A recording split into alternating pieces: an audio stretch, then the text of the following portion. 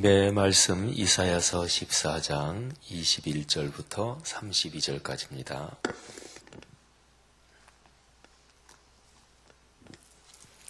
이사야서 14장 21절부터 32절까지. 자, 소리를 맞추어서 다 같이 봉독하겠습니다. 너희는 그들의 조상들의 죄악으로 말미암아 그의 자손 도륙하기를 준비하여 그들이 일어나 땅을 차지하여 성읍들로 세상을 가득하게 하지 못하게 하라.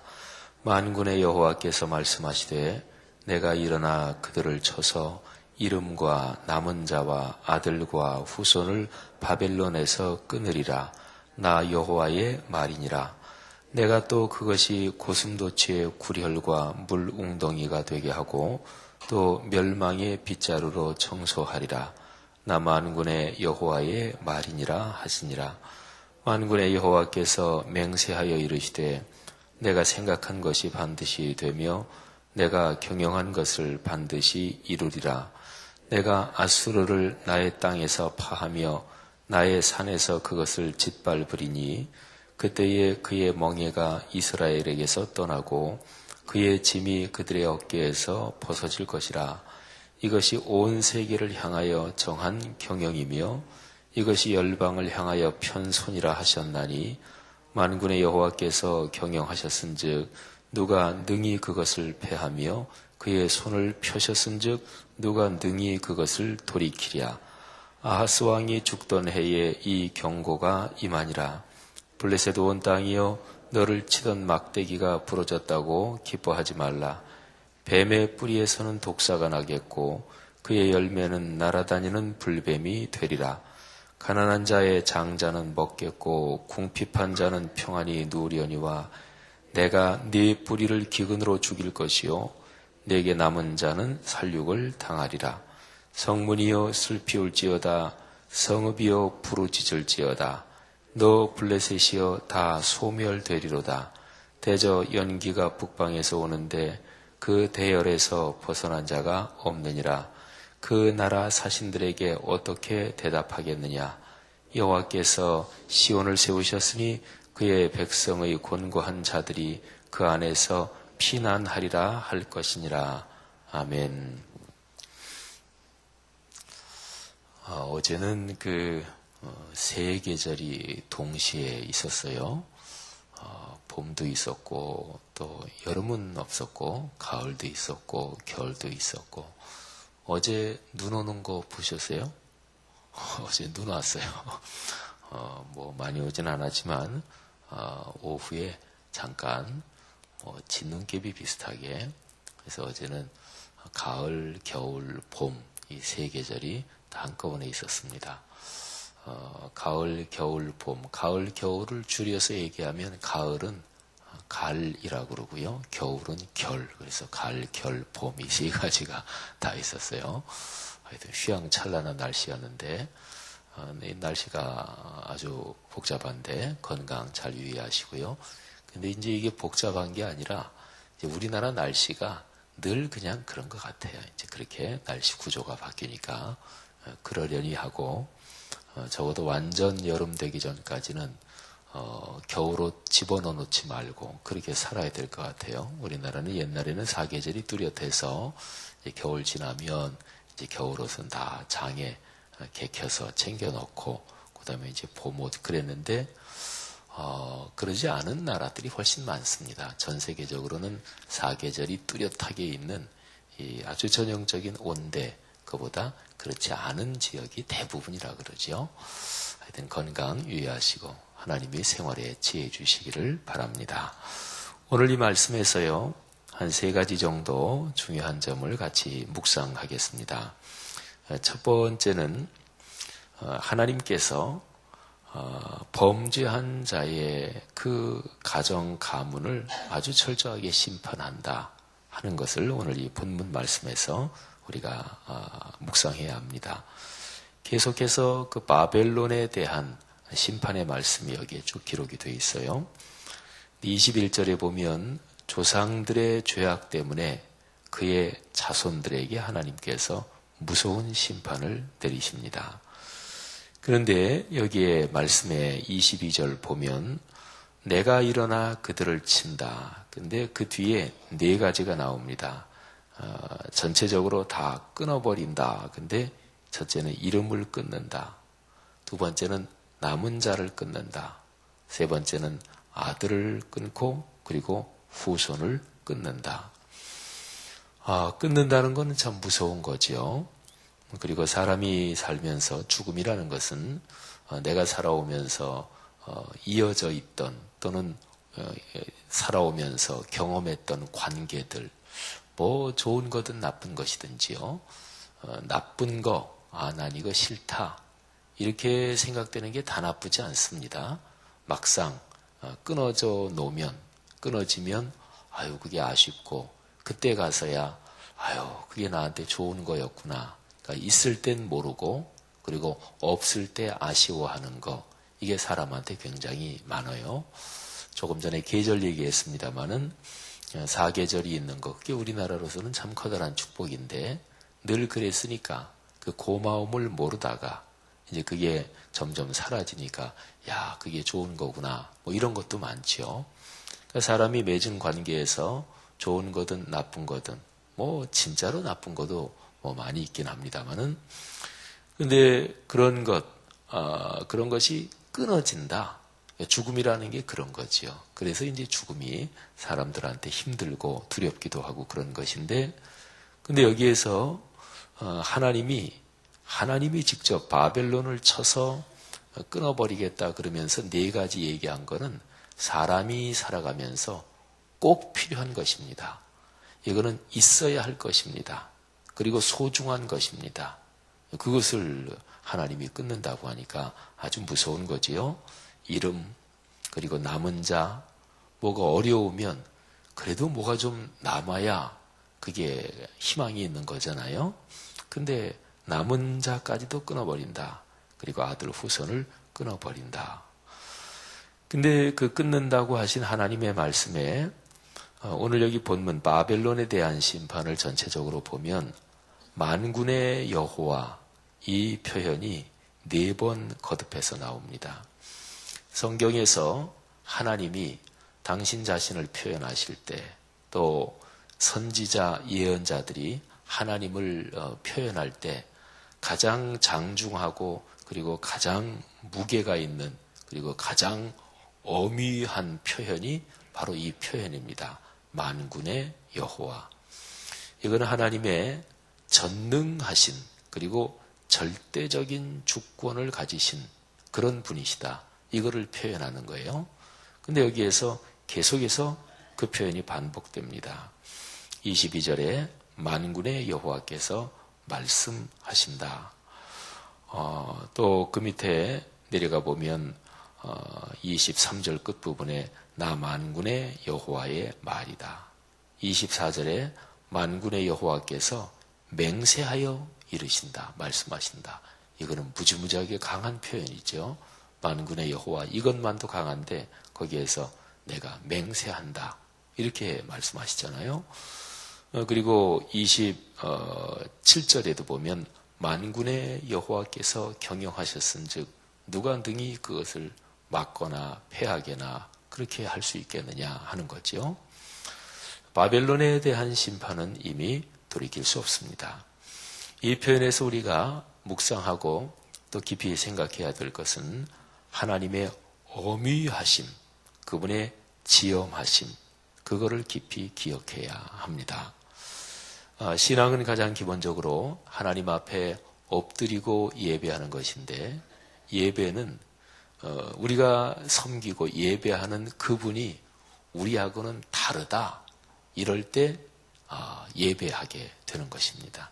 사람은요, 자기하고 비교해봐서 만만한 사람한테는 고개를 숙이지 않습니다. 이게 인간의 본성이에요. 그래서 하나님이 만만해 보인다. 그러면 그거는 갈 때까지 다 가는 거지요. 거기에서는 우상 숭배의 죄가, 또는 거기에서는 교만의 죄가 일어납니다. 아담과 하와의 죄도 하나님이 만만해 보인 거예요. 그러니까 사탄이 너희들 그 선악을 알게 하는 열매를 따먹으면 하나님과 비슷하게 된다. 뭐 하나님께 고개 숙이고 그렇게 살 거 있느냐? 이렇게 되는 거지요. 그러니까 그 당시에 이제 아담과 하와의 마음이 뭐 명시적으로 아유 하나님 뭐 만만한데 뭐 이러지는 않았을지 몰라도 마음 속에 그런 게 이렇게 스물스물 하고 일어나고 있었던 거예요. 그러니까 뭐 만만해 보이니까 그건 예배하지 않죠. 그러니까 예배라는 것은 근본적으로 그분이 우리하고는 건널 수 없게 차이가 있다. 그분은 창조의 주님이시고 우리는 피조물이다. 이거를 깨달을 때 그때 그 앞에서 엎드리는 거예요. 사랑하신 여러분, 하나님의 어미하심, 하나님의 지엄하심, 그분이 창조주이심, 이 예배의 가장 기본적인 조건이 우리의 마음과 생활에서 늘 이게 충만하기를 바랍니다.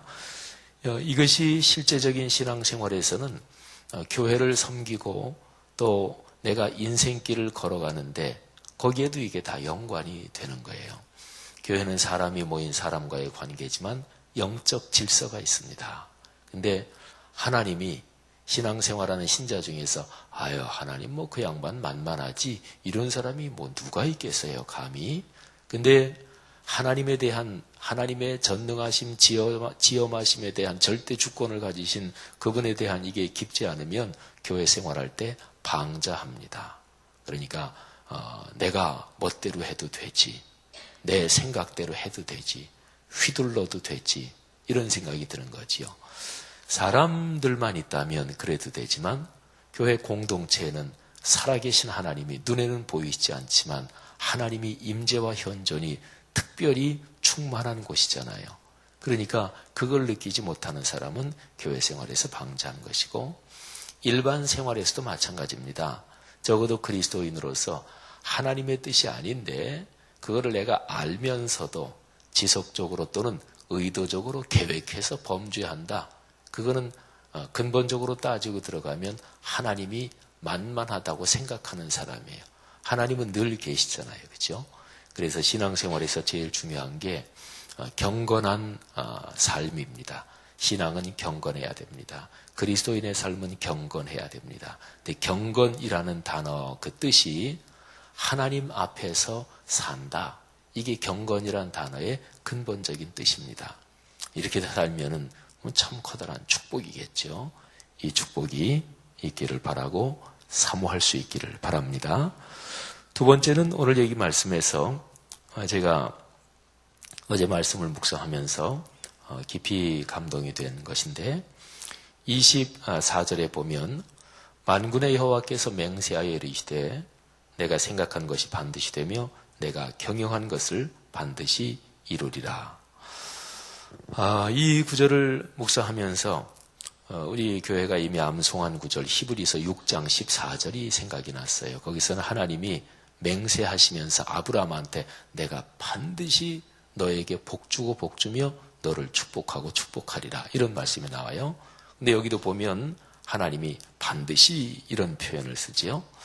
그래서 히브리서 6장 14절하고 짝을 이루게 이사야 1424 이거는 내가 꼭 계속적으로 암송해야 되겠다. 그렇게 생각을 했습니다. 근데 하나님이 맹세하신대요. 그런데 하나님의 생각과 경영 이게 반드시 이루어진대요.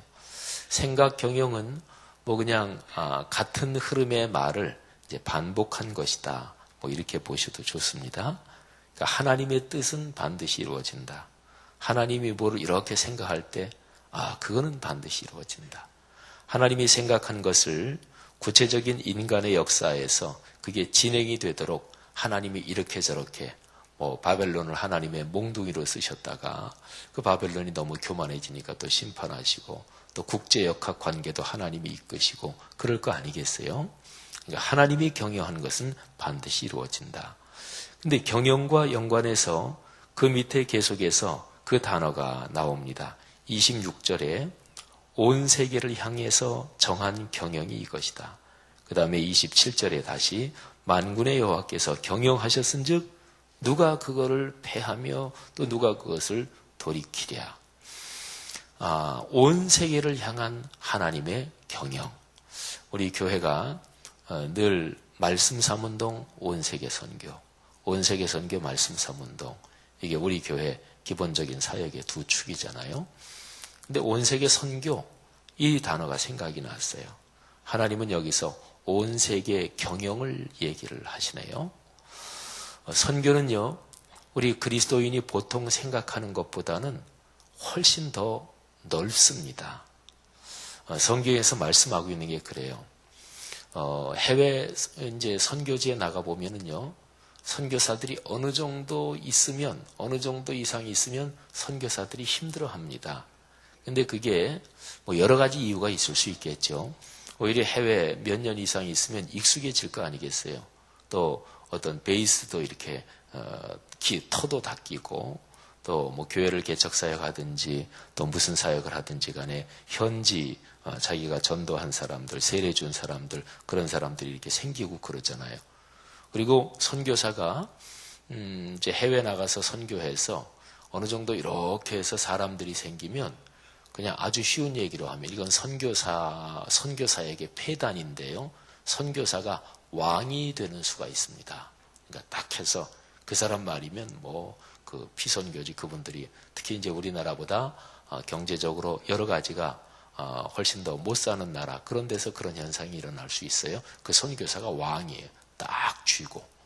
그래서 오늘날 한국교회 세계 선교에서는 선교사 재배치 전략, 이런 게 선교 현장에서 절실하다. 그래서 선교 전문가들 사이에 그런 게 논의가 됩니다.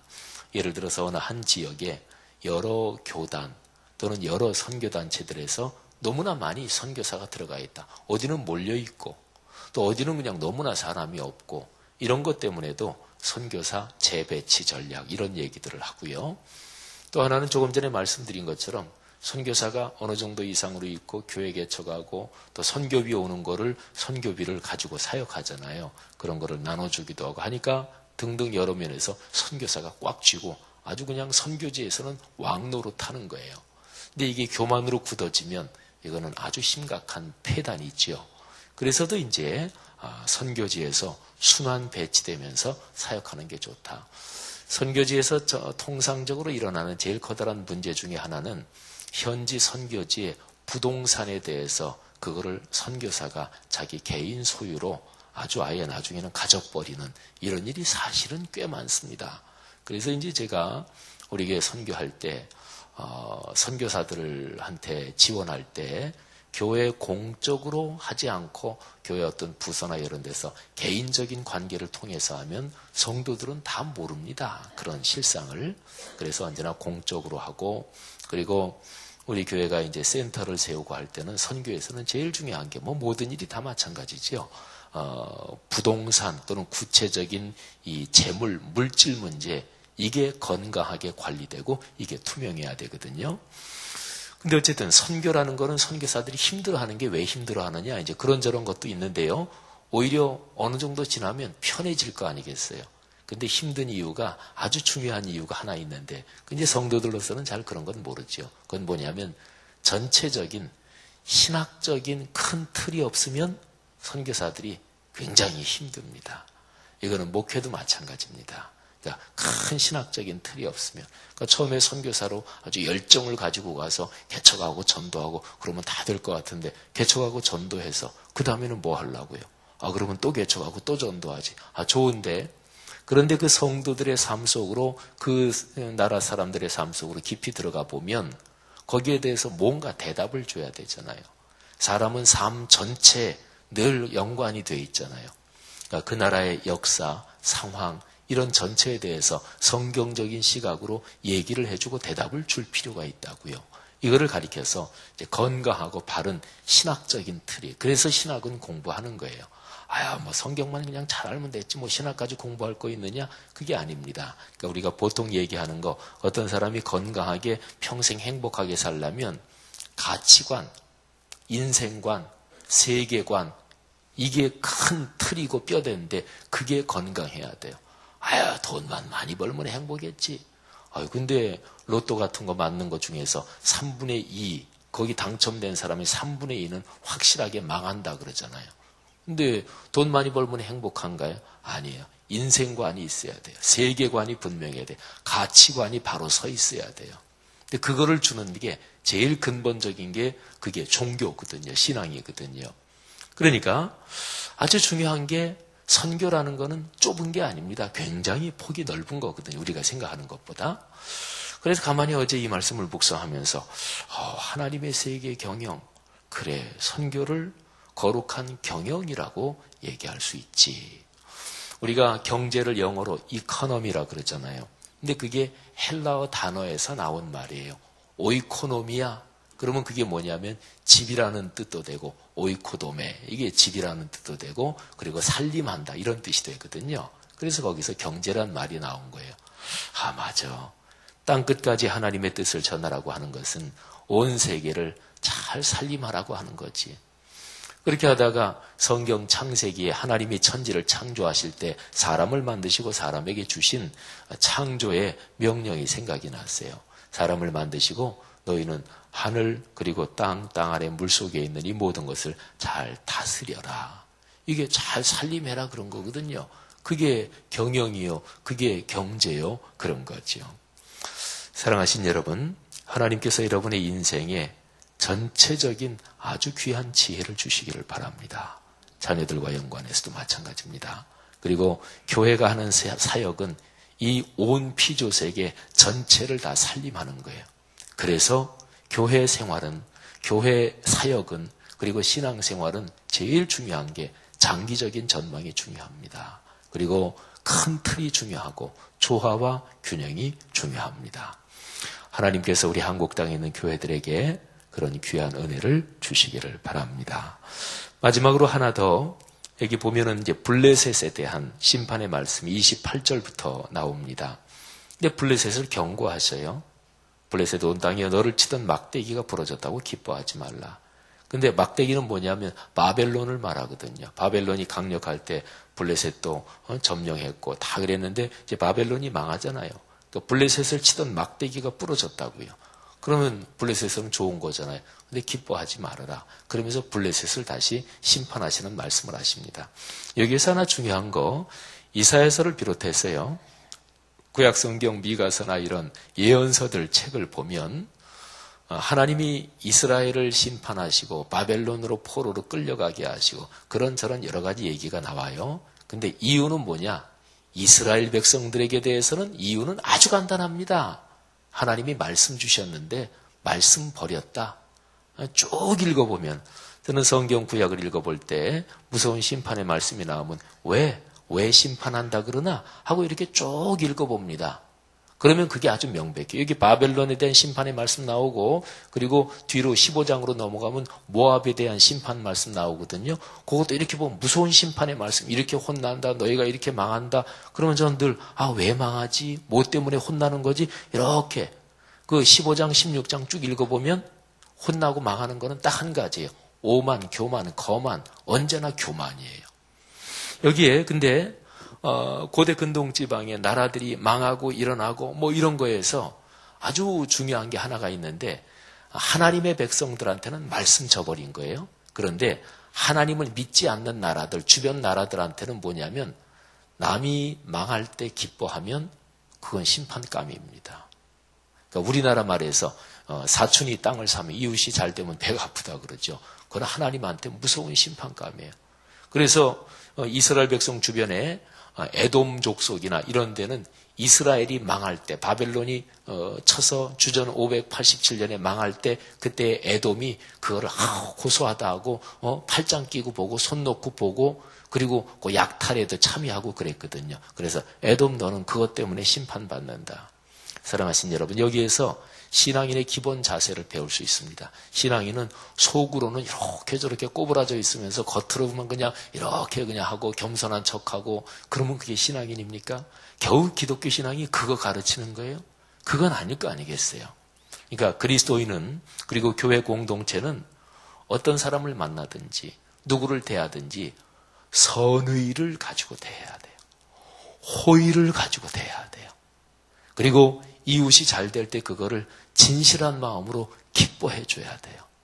이웃이 안 될 때는 진실한 마음으로 아파해주고 그리고 이웃이 어려움을 붙잡고 중보기도 해줘야 돼요. 잘 안 되죠, 그죠? 잘 안 됩니다, 그게. 내가 미운 사람 같은 경우는 특히 더 잘 안 돼요. 그런데 한술밥에 배부르지 않습니다.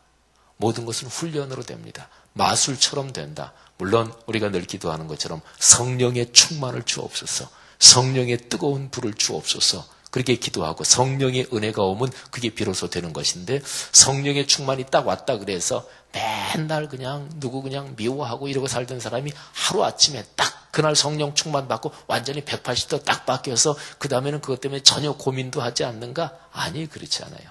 성령이 오시고 났을 때 사람의 인격이나 품성이나 생활 습관은 그거는 프로세스하게 그러니까 단계적으로 바뀌어요.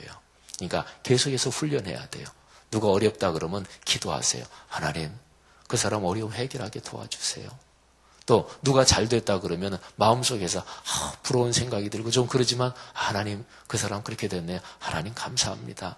그리고 내 마음속에 있는 시기, 질투 또는 남이 안 될 때 아이고 고소하다 이런 마음이 있을 때는 회개하고 마음을 잡고 마음을 그냥 풀어놔두면 안 돼요. 마음은 이게 원죄의 죄악성이 죄의 뿌리가 있기 때문에 옛사람의 뿌리가 있기 때문에 그냥 마음대로 풀어놔두면 망나니처럼 막 뛰어다녀요. 그리고 나중에는 제어할 수 없게 됩니다. 하나님의 거룩한 말씀으로 모든 사람 어떤 일을 대하든지 호의 선의를 가지고 그렇게 자꾸 하다 보면 내 마음에 아주 행복한 마음이 찾아와요. 그러니까 어린아이가 말이죠. 뭐 잘하고 나서 엄마 아빠한테 굉장히 자기 딴에도 그냥 기분 좋아서 엄마 아빠한테 엄마 나 이렇게 했다고 이런 심정이 있죠. 그런 심정이 들어요. 사랑하신 여러분, 그런 복이 넉넉하기를 주님의 이름으로 축원합니다. 그래서 예수를 믿는 나라가 그런 가치관, 세계관, 인생관을 가지면 어떻게 되느냐. 예수를 잘 믿는 사람들이 그 나라에 많고 그래서 그런 사람들이 국가 공직에 많이 가고 그러면 그 나라가 부강해지면 어떡할까요? 그러면 어려운 나라 돕는 거예요. 근데 그렇지 않고 우상, 미신, 뭐 인간적으로 잘 산다, 부강한다 그런 나라가 강해지면 어떡할까요? 이웃 나라 침략하는 거예요. 그래서 나중에는 결국은 망하는 거지요. 사랑하신 여러분, 우리나라가 예수를 잘 믿는 나라가 진짜로 돼야 되겠죠. 그제 국회에서 무슨 행사가 있는데 거기에 직원으로 오랫동안 근무하시다가 은혜 받고 신학 공부하고 목사가 되신 분이 저한테 아유, 지 목사님 진짜 예수 믿는 사람들이 국회 많이 들어와야 돼요.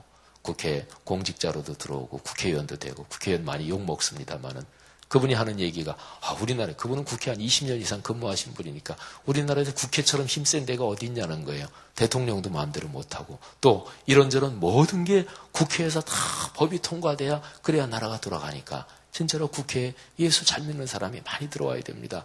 그분 자신의 경험도 있고 하니까 제가 그 박 목사님한테 목사님 얘기가 맞다고. 여러분 우리나라가 신앙생활을 잘하는 사람들이 진실하게 하는 사람들이 점점 많아지면 이 나라가 축복받을 줄 믿습니다. 여러분의 가정 가문이 그런 흐름의 한가운데 서시기를 축원합니다. 기도하겠습니다. 하나님 아버지 은혜 감사합니다. 오늘 이사야서 말씀 다시 한번 마음에 붙들고 우리가 감사하고 또 기도합니다. 하나님의 지엄하심들 마음에 기억하게 하시고 하나님의 거룩한 온 세계의 경영 마음에 품게 하시고 또 뭘 하든지 누구를 만나든지 호의와 선의를 가지고 하나님의 뜻을 전하며 살게 하옵소서. 오늘 하루도 그런 날 되게 축복하옵소서. 예수님 이름으로 기도 올립니다. 아멘.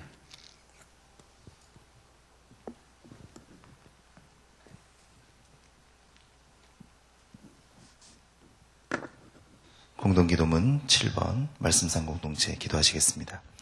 말씀과 삶이 어우러질 때 참된 부흥이 일어나는 줄 믿습니다. 우리 연약함을 고백하고 주님 말씀을 사모하며 하나님의 부흥을 기다립니다. 거룩한 영이 임재하시어 사랑의 음성을 듣게 하옵소서. 말씀의 뿌리가 기도의 줄기로 이어져 말씀 묵상의 꽃이 피어나며 말씀 묵상의 꽃이 삶의 열매가 되도록 성령님이 늘 우리 안에 계시옵소서. 주님 우리가 간절히 바랍니다.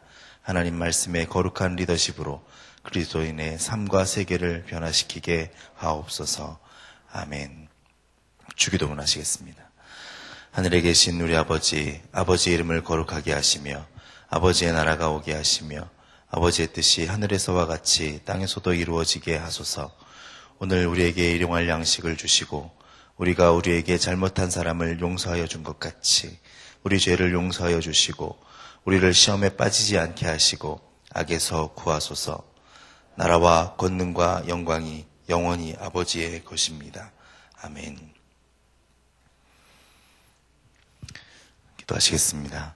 지금 들은 말씀이 내 삶으로 이어지게 하옵소서. 전도특공대와 제자반 3기 사역에 열정과 은혜를 주소서. 수요 예배를 통해 영혼이 절되고 말씀이 풍성하게 하옵소서. 2013 전교인 꿈송 페스티벌 교구별, 개인별 암송자가 더욱 많아지게 하소서. 전교인 전도대상자 봉헌에 전도의 열정을 더하소서. 3교구 예배 초청주일 행사에 VIP들이 많이 초청되게 하소서. 원로 목사님 집회를 위해서 기도하시고 가져오신 기도 제목 아뢰신 후에 삶의 자리로 나아가시겠습니다. 기도하시겠습니다. 은혜와 사랑의 아버지 하나님 감사합니다. 오늘 아침에도 주님의 귀한 말씀 세 가지의 말씀을 우리가 같이 듣게 되었습니다. 오늘 이사야서